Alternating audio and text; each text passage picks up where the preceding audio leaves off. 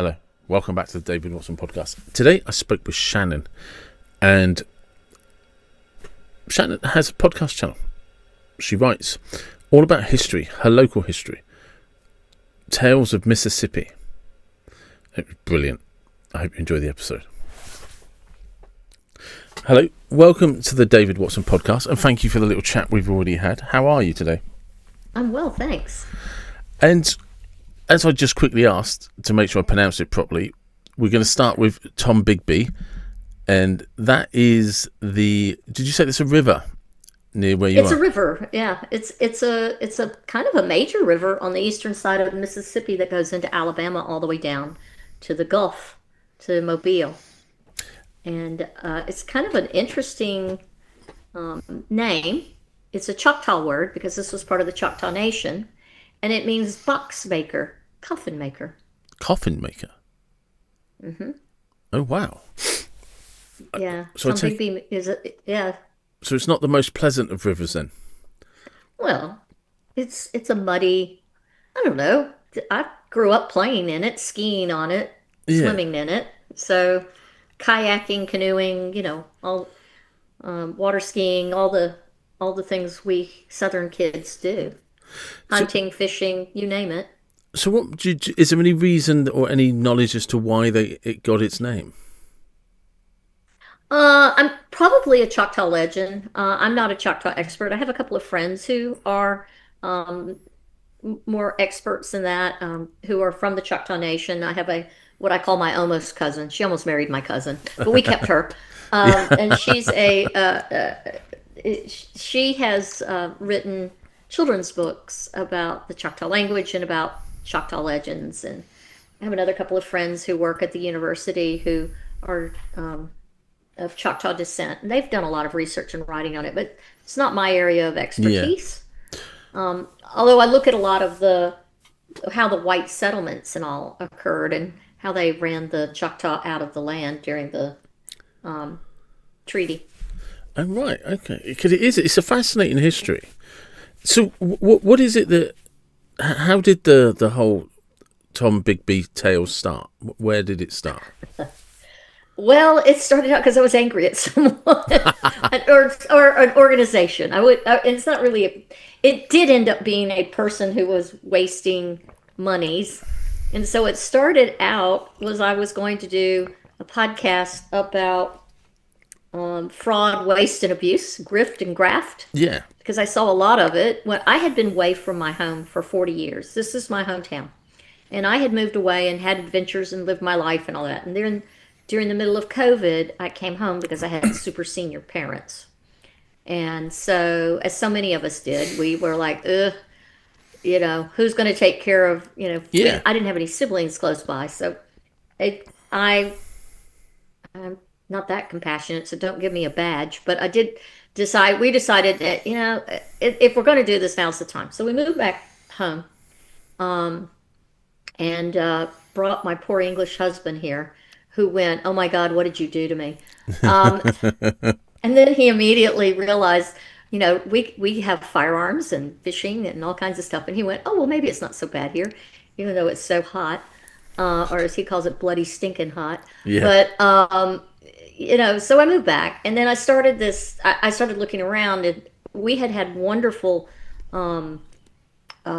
tourism here when I was growing up and up until I was a young adult. Now I was gone, but I would come home and see the benefits of the tourism. And this person had been in charge of our local tourism, and we have all these stately homes here that were preserved, and we were not destroyed during the Civil War like so many southern towns.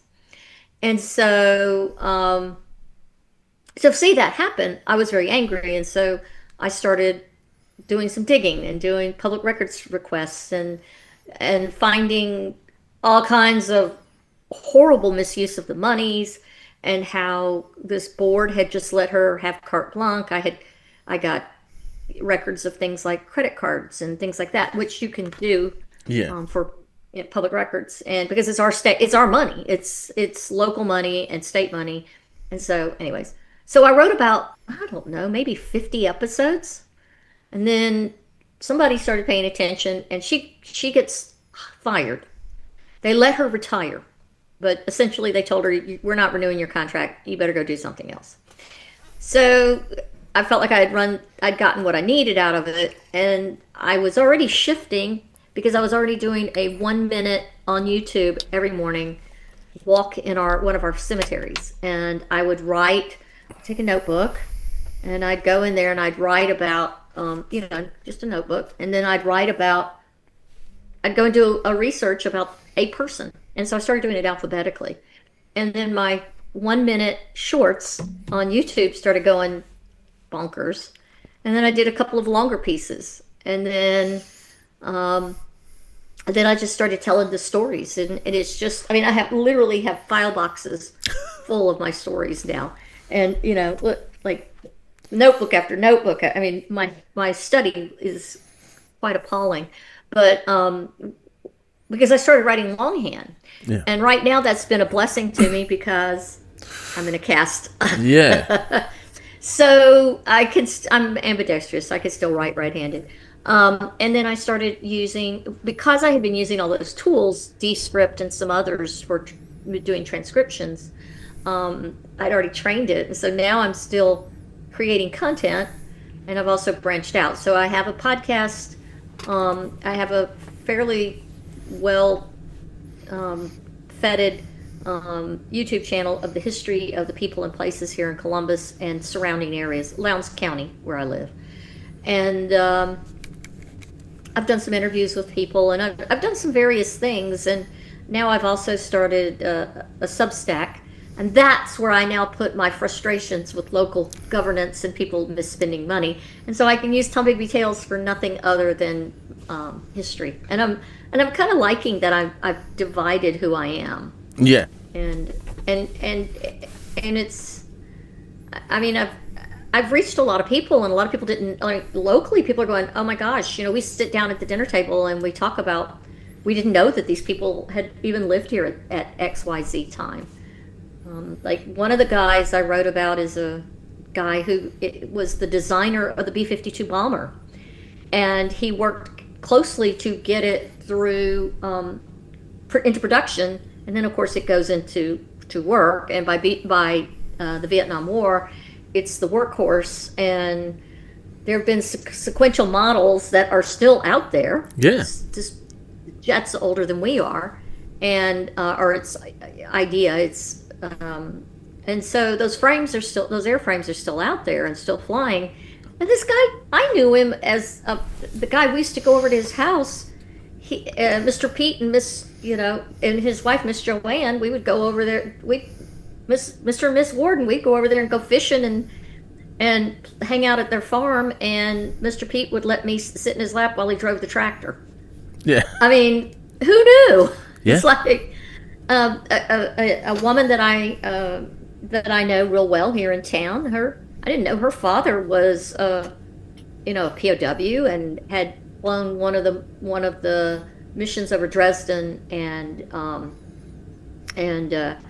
they crash landed, and I think it was a B-17 bomber, and he was the lead and had to, of course, give the lead over to somebody else as their plane was coming out of the sky. He crash lands and gets the crew out, and they survive and go to a POW camp in Germany. And so it's all these people's lives, and you're like, they're not just dead people with there's flying aces, there's women who invented incredible things, who came from the women's university here, and it's all these pieces of history that I love history, and even in school I was crazy about history, even though I didn't get a history degree to start with, but I never knew these things. And it's right on your doorstep. Here. Yeah, and it's on your right doorstep. Here. Now, I knew about the stately homes, and I knew about the histories, and then I found out a lot of those histories and those stately homes weren't exactly, shall we say, accurate. And then I found out things like one of the stately homes was used in a Playboy photo shoot, but they don't like to talk about that here either. I caught a lot of flack for telling that story. But that's an interesting story. Stories are just interesting. Yeah. Yeah. I've written 7 books about 7 other stately homes. I'll write some more once I get my arm back. And I have 2 of them out already in publication. One's on a house called Wisteria Place, a house of history and haunting, and the other one's on a house called Riverview. What's interesting about Wisteria Place is there was a man who built it, and he dies not long after he builds it, and his wife remarries. She marries her son-in-law's brother. Of course, we have to make fun of ourselves in Mississippi. We are our own first cousins.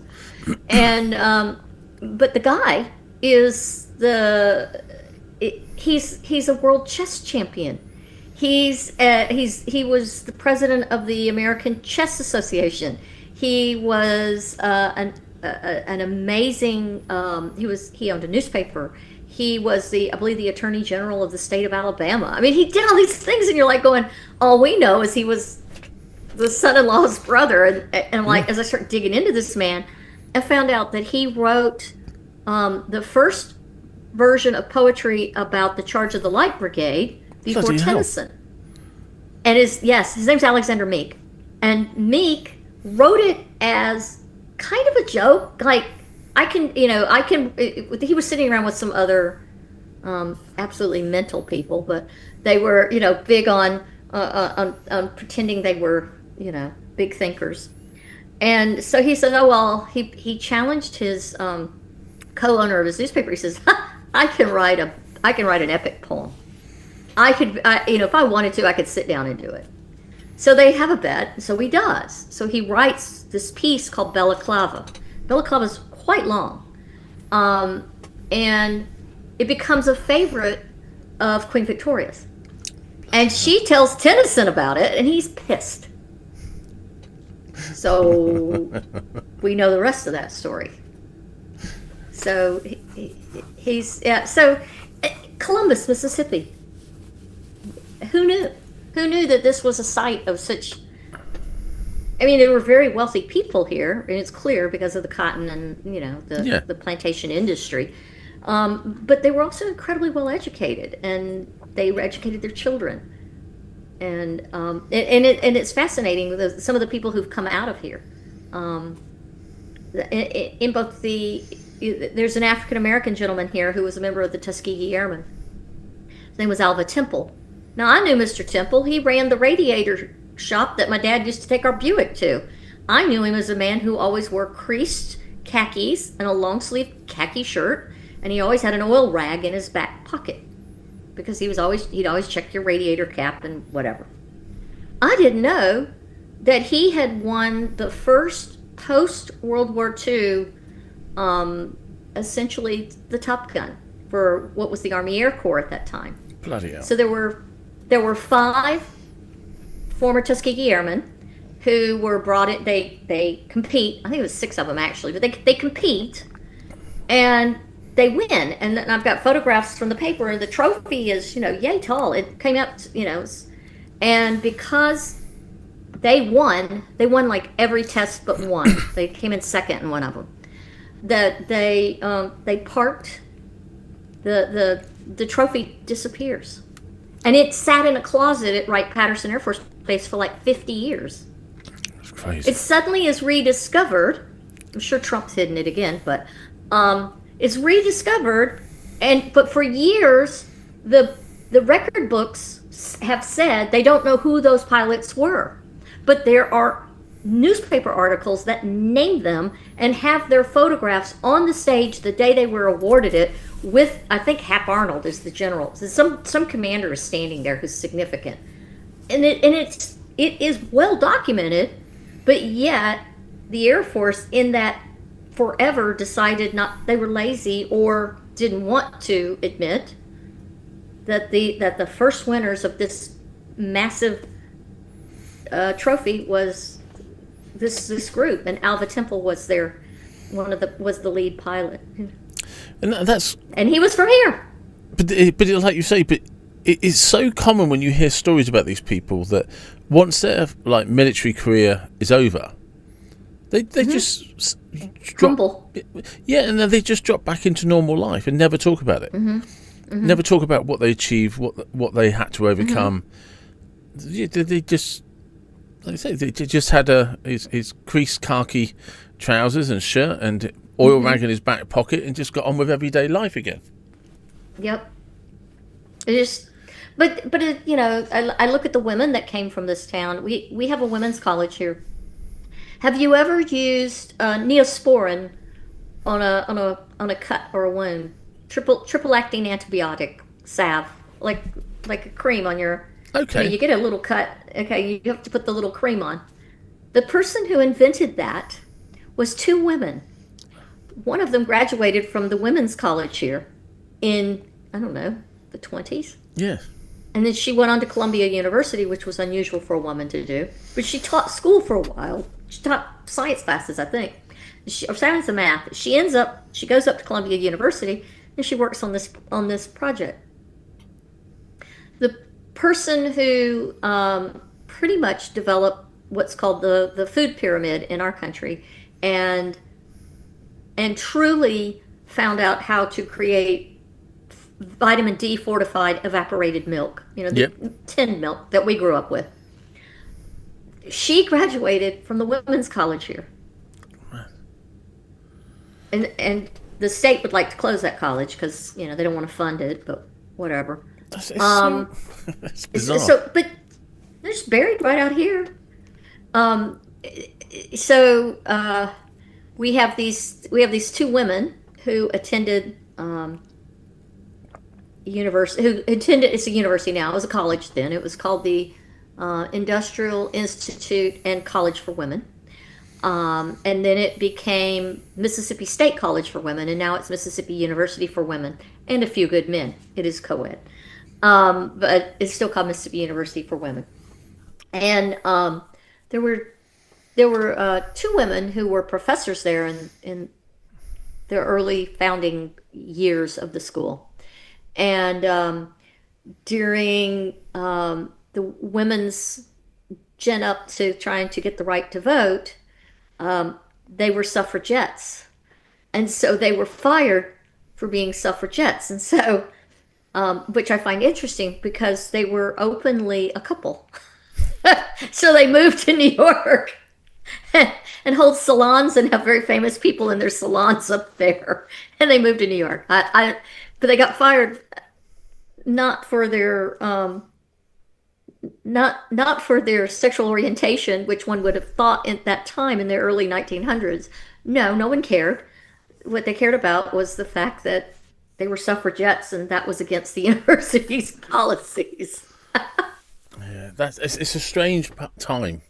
It's very hard to imagine what that was like back then, because you've got attitudes from all over the globe, and Yeah. it's sort of, with it comes a sort of liberalism, but then there's also a conservatism because everyone's still deeply religious. Uh-huh.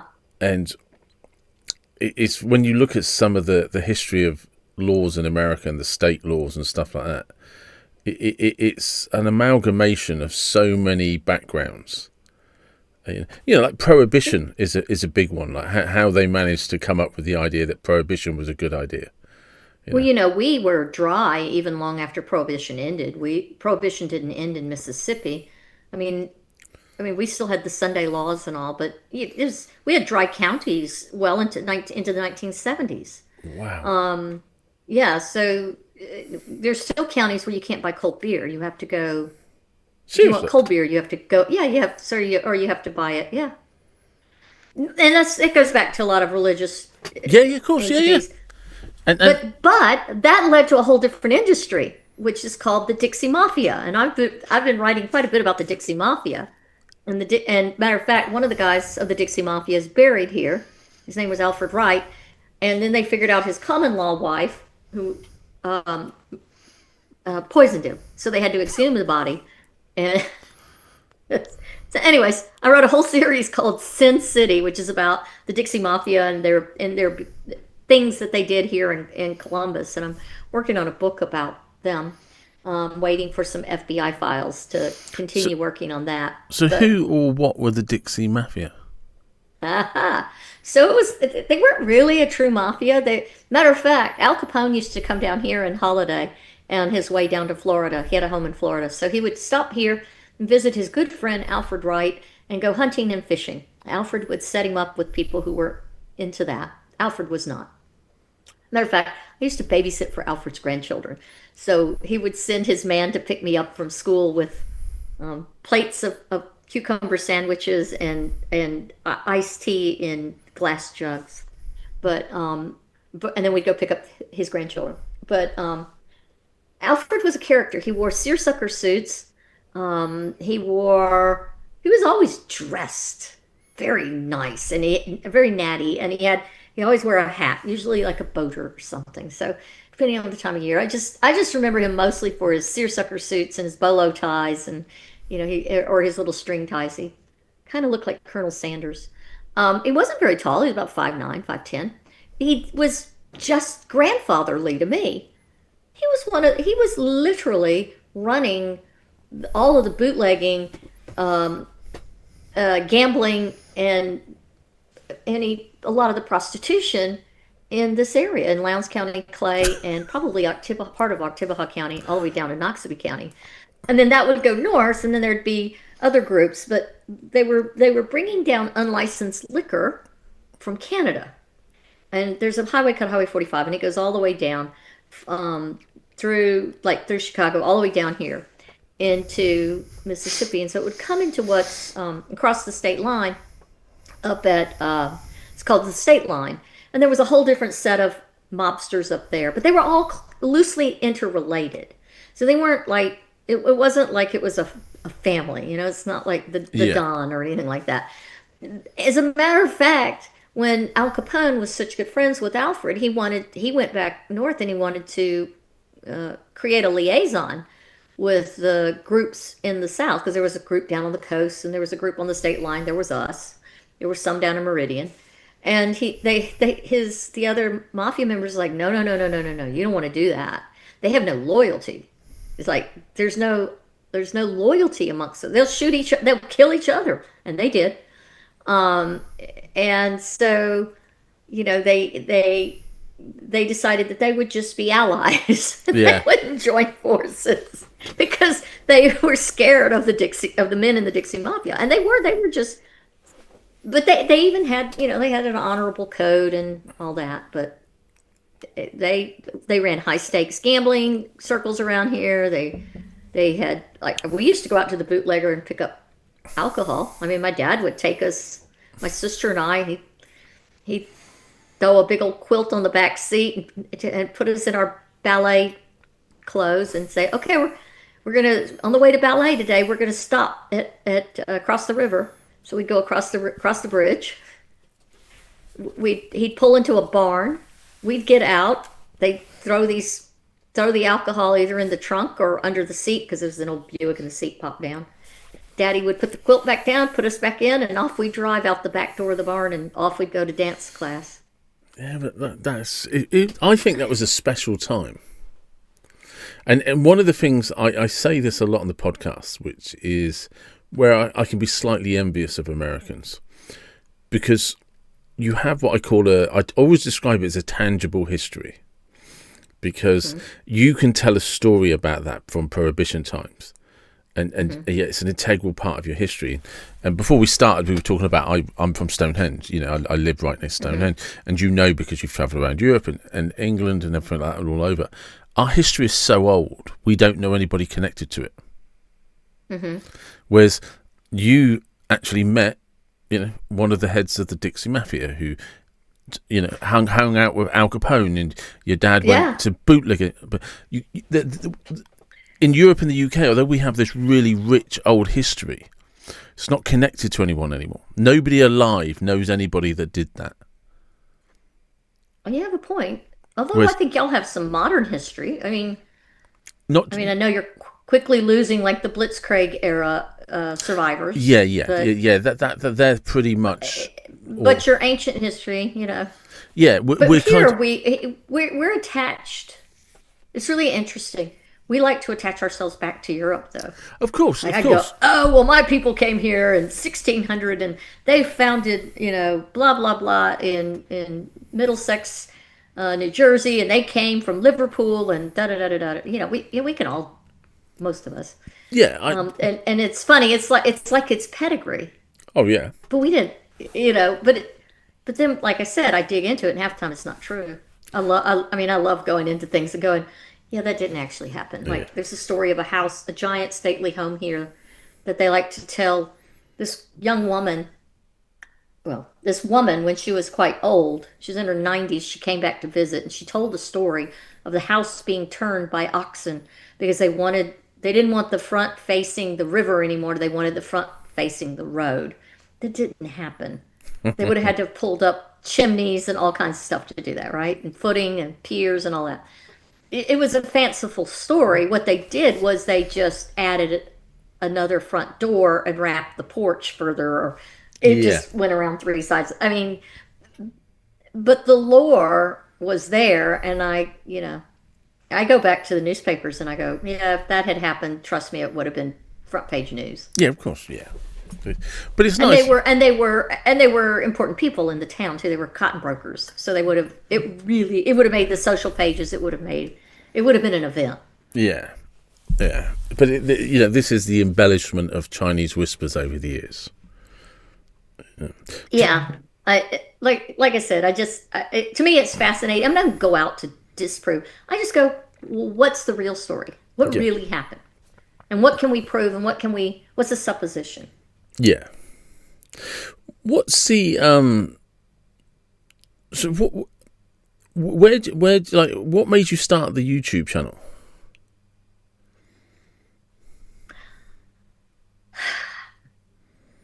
Because so I was doing some photography for some Facebook pages, and I had done some Facebook lives saying, okay, I'm going out and I'm going to do these photographs. And these homes they are absolutely beautiful. They are, I mean, when I say stately homes, they're lovely.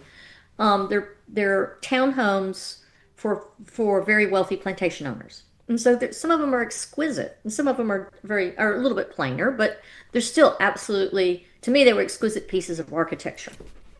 And then, so I started going out and doing these Facebook lives where I go, okay, this is Gothic. This is what we call Columbus eclectic, and here's why it's Columbus eclectic. So I started talking about the architecture and the people who lived in the homes because I knew these. I've known these. I went to kindergarten in one of these stately homes. That's how ridiculous it is. It's such a small community, and I decided. I had a lot of people going, you really ought to turn this into a YouTube channel. And I have a really good friend named Jacob Phillips. And Jacob he's called the Cultured Bumpkin on YouTube. And he reads classic literature in a Southern accent. So read Jane Eyre as if it's two rednecks. I mean, it's brilliant. He does a great job. He's a voice artist, so he does a really good job. He's Yeah. professional. And so Jacob's a very good friend of mine, and he was like, you really ought to start turning this into a YouTube channel. So I said, okay, well, give it a shot. And so that was when I started doing the 1 minute videos because that was manageable and easy. And Yeah. I'm out in the graveyard every day, anyways. So I went out, and that's when it started, and it just morphed from there. And I started taking my long form that I had been doing on Facebook Lives and putting it into YouTube. And now it's just more and more of that. Are you still enjoying it? Oh yeah, I'm antsy right now. I broke this the day after. I broke it on Boxing Day. I thought that was appropriate, and so I haven't. I know. So I've been kind of housebound since December 26th. So I haven't done any since December 26th. So I'm chomping at the bit. However, we've had an ice storm. And we don't have any way to deal with snow and ice. We haven't had the snow, but it's been pretty cold, and so I've not been out on the. I've not been keen to go out where it's pretty wet or anything because I don't feel like sliding down. No. So, but I'll get back to it in another couple of weeks when this comes off. I was going to say, carries if on. it's been about 4 weeks, you've probably got about 2 weeks left before it will be removed. Yeah. Hopefully, I won't have to have surgery, but knock on wood. Yeah. I'm I'm doing everything I can to avoid that. That's why it's in this long cast. Do you have any So, horrific stories that happened that you were like, "Ooh, I never saw that coming"?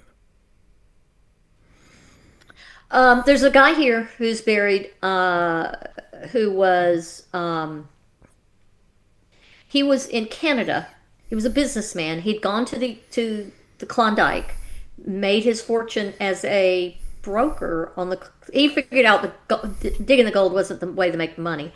Uh, Being the broker for the gold was where to make the money. So he made his fortune, and then he moves to, I believe, Toronto, and he marries and settle. He marries an American woman, and they settled there and they have a gentleman's farm out from the city, and he goes into the city. And like gentlemen of the time, he had, for when he had to work in the city, he had a room at the what was called the American Club in Canada. Now World War I is kicking off, and it's a several story building. We had not entered the war, but all our young men were going to Canada and conscripting with the Canadians to go off to World War I. So he's had his evening, he's had his supper, he's gone up to his room, and he's on, I don't know, the fourth floor, I think, third or fourth floor, and he falls asleep, and somebody, either there was an incendiary in a closet or an explosion happens. The belief is that it explodes, that it was set by the Germans. It's how it's written in the paper. Of course, papers of that time, yellow journalism was quite rampant, so you have to kind of read between the lines. So he died. He's clearly trying to get out. And the rooms at that time, they didn't have ladders. You threw a rope out and you shimmied down the rope. But he dies of smoke inhalation and never comes out. And so his wife brings his body all the way down on the train from Toronto to Columbus, Mississippi, and he's packed on sawdust and ice. And they bring him home. And of course, it's been too many days, so they can't have a church service. So they have the vicar come to the cemetery, and they bring him straight from the railroad, from the railhead, straight to the cemetery to send him off. I always think that's just very sad. Yeah, yeah, it's not nice. Because his wife and children disappear from history. They're never found in local history again. But his parents went on to live here the rest of their lives. And there's others. There's like the guy who, oh God, he was entered an air race right after, I think it was World War II, and he was quite cocky, and it's up in Ohio with this big air race, and they went around these pylons, which are essentially balloons. Well, he hadn't flown this airframe before, and it was a souped up airframe. Like they moved where the gas tanks were to make it faster, and did all this stuff to it. So it did, and I don't think he'd flown it but once before. So he flies it the day before. He does great. He wins day one of the contest. Day two of the contest is flying around these pylons. Somehow he gets on the inside, so he's trying to correct to get on the outside. I think he got the lanes or something. He gets inverted, or he stalls out the plane, and he ends up augering into a house. And it was a brand new house, and the mother was inside, and the father was outside with the children watching, and a baby was in a playpen outside, and the playpen catches on fire somehow, so the mother and the baby die, and the pilot, of course, dies. They bring him down here. He wasn't even from here. His parents were living here and working here, and they had a big wake and ceremony at the First Baptist Church where his parents attended, and um, God, Howard Hughes sent his condolences. The guy who owned Beach Aircraft came to his funeral. So all these people came to his funeral, but he'd been a World War II Bloody hell! ace and all this stuff, and he dies in a stupid air race. It's mad, isn't it? You just don't. And yeah. Of course, the ones I think that are, there's a lady here who, she died of tuberculosis. She was young. Her sister came here from Boston to teach, and they were orphans essentially. They had a brother, and they were living with their aunt and uncle. Their the mother and siblings had all died of consumption, TB, and Dad couldn't handle it. he commits suicide. So the three children that are alive are older and go to live with the relatives.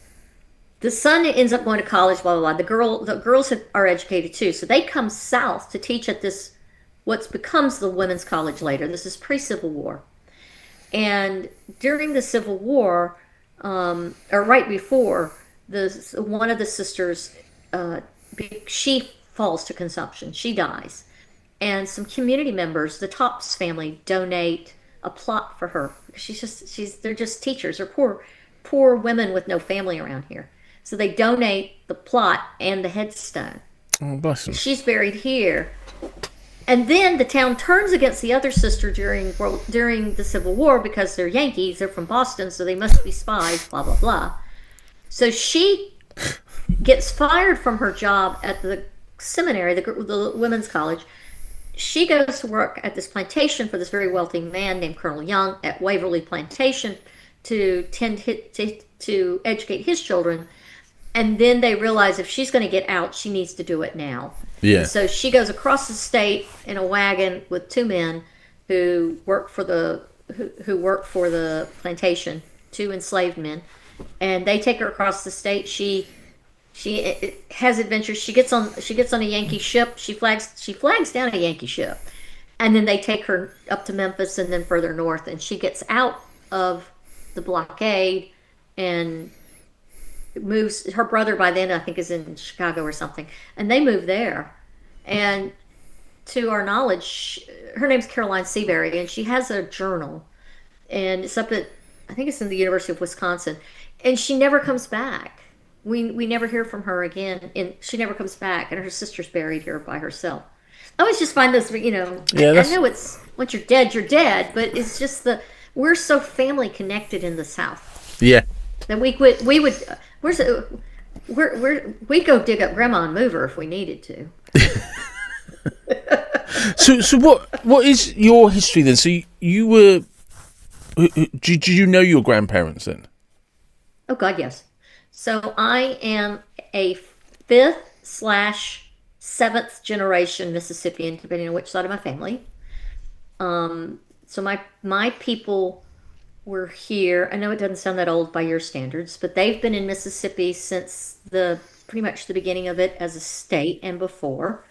My two of my ancestors came here prior to the Treaty of Dancing Rabbit Creek, which gave the land from the Indians and the start of the Trail of Tears.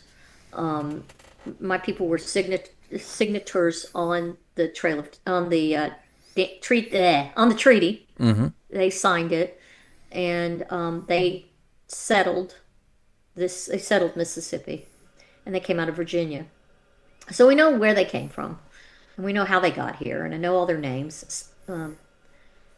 My father's people got here because one brother stopped here, and the other brother kept going and went to Texas, and founded a city in East Texas, and then they end up in the last blood feud in Mississippi, or in the United States, in Texas.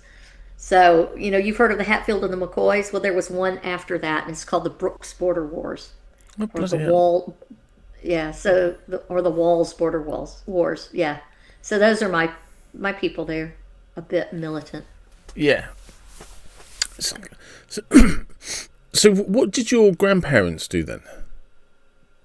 My father's father was he was a timber, he sold timber and cattle. He was a cattle trader. My mother's father was well, at one point he was a bridge inspector for the state and for the county. But he was he worked for the railroads, essentially, mostly, and he had a small farm.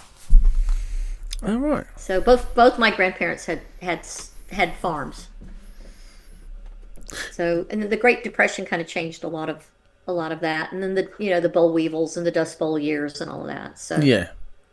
that changed the dynamics of Mississippi from an agrarian culture to people having to figure out what the heck they were doing. We always laugh and say, So when the Great Depression happened, our people didn't know about the Great Depression because we were already depressed. We were already poor because of the Civil War. Yeah. And so we had been in a very wealthy state, and but we had to pay a very high price for we lost, what, 75% of the young men. Those that came back were deeply damaged. That's why so many women lived in, family groups or groups of, cousins or friends. They lived together. There were no husbands. There was, they became second wives after the first wife died, or they became old spinsters and stayed with their brothers and took care of their brothers' families.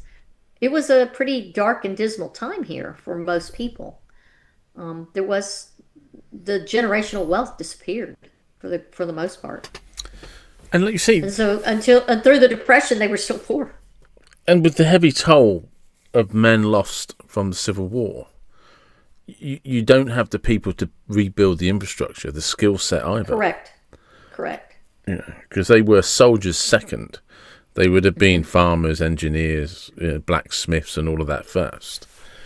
And Teachers, a and lot of teachers. yeah, exactly.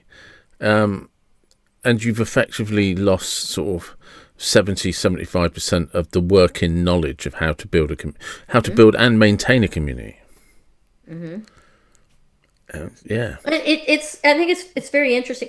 The other thing I find interesting is so after the Civil War, there's a large Jewish population that moves into this area, and there was a Jewish population here before the Civil War, but primarily they're Russian Jews, and they come in the 1880s, and they, raise families, have businesses, they're merchants, and mostly they were in the merchant class here. They built a lot of our downtown, and then they assimilate in the 1900s, late 1900s, and or they leave.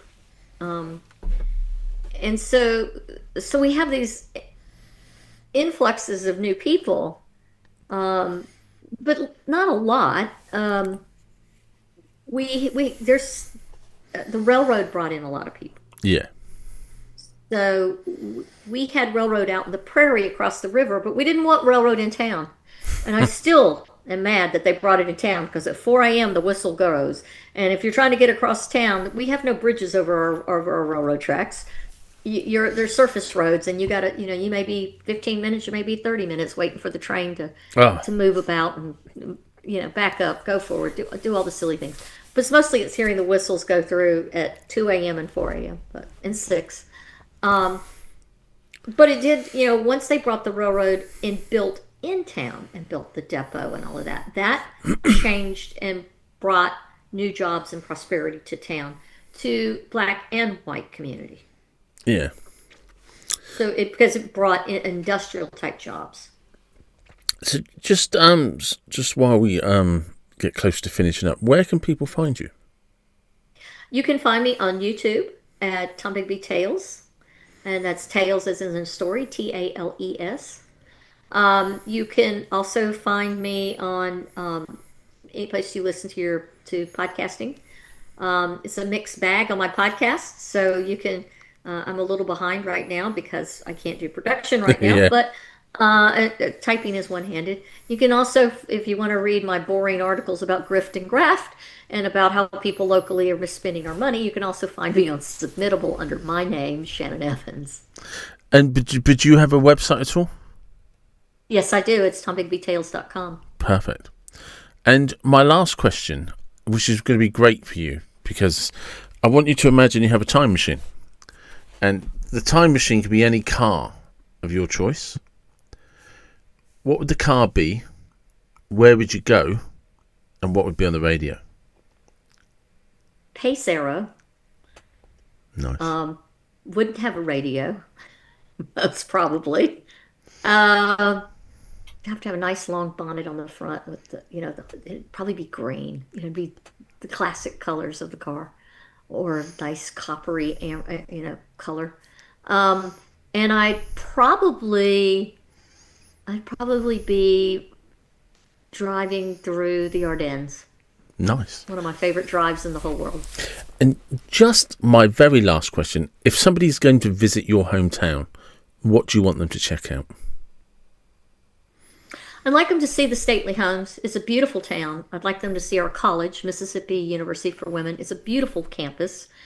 And I'd love for them to go see at least Friendship Cemetery and the remnants of Sandfield, which was the first black cemetery in town that was built and was officially opened in the 1850s, but not really used much until after the Civil War.